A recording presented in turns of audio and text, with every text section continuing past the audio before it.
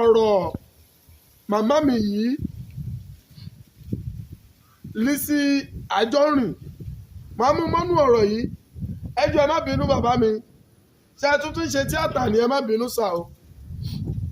Rísì tí mo ṣe béèrè pé ṣé ẹ ti ṣe tíátà ni sà, torí pé mi lérò wípé ìrìn àjò ẹ̀yin àti Lizzy Anjorin ó wà bákan náà, ó yàtọ̀tọ̀ síra wọn sà. Wòlíì ni yín,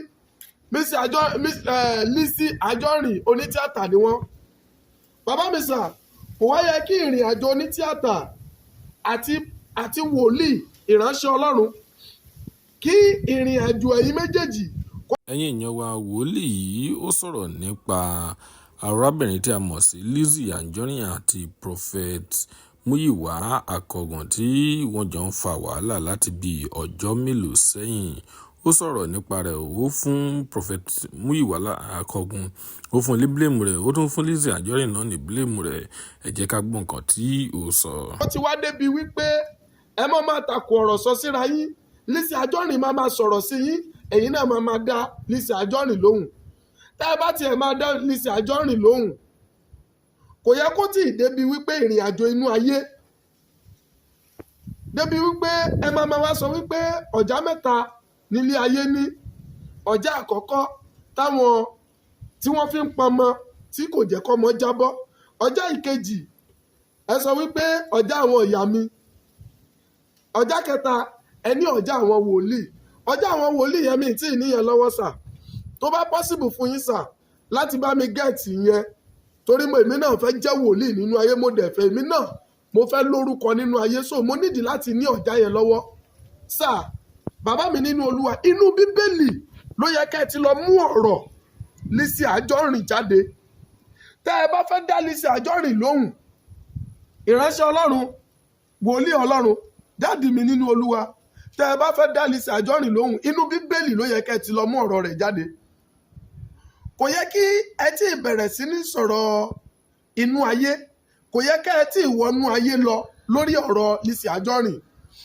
Ẹ má jẹ́ kí àwọn tí wọn ò ní ìgbàgbọ́ àbí àwọn tí òye Bíbélì òye, ẹ má jẹ́ kí wọ́n wá padà jèrè ọ̀rọ̀ lára yín sà. Ẹ má bínú sà, nítorí pé wọ́n máa béèrè lọ́wọ́ yín pé ṣé wòlíì ni yín. Mo dẹ̀ rí àwọn mẹ́sẹ̀jì kankan náà tó ti ń béèrè pé ṣé wòlíì ni yín sà.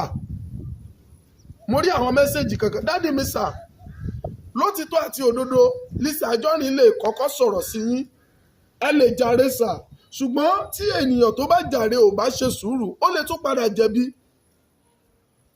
Dádì mi sà, ẹ lọ kún fún ọ̀pọ̀lọpọ̀ sùúrù kí èèyàn tó jàre má padà jẹ̀bi. Tó bá ṣe wípé lótìtọ́ lẹ fẹ́ dá Lizzy Anjorin lóhùn sà, nítorí wípé Bíbélì sọ wípé ẹ má ṣe dá aṣiwèrè lóhùn. Ó dẹ̀ tún lọ tún padà bọ̀, ó ní a lè dá aṣiwèrè lóhùn kó bàa lè má rò wípé òun nìkan lòun gbọ́n. Ẹ gbọ́, tó bá jẹ́ pé ẹ fẹ́ dá wọn lóhùn sà, inú Bíbélì ló yẹ kẹ́ ẹ lọ. Ìyá mi Lizzy Anjorin, mo bẹ̀ yín ẹ má bínú. Màmá mi mà, wòlíì ni bàbá tẹ̀ ń bá sọ̀rọ̀, kò dẹ̀ sẹ́ni tí ò tí ì lanú ayé kọjá. Àwa tá a jọmọ kéékèèké yìí náà, ó ní ohun tá a ti là kọjá, ó dẹ̀ ní ohun tá a ti ṣe kọjá. Kò sí ẹ̀dá tó wà láyé yìí tí ò tí ì ní ohun tó ṣe kọjá. Ó ṣeé ṣe kó jẹ́ níbi ẹ̀gbin, ó dẹ̀ ṣeé ṣe kó jẹ́ níbi ọwọ́ mímọ́.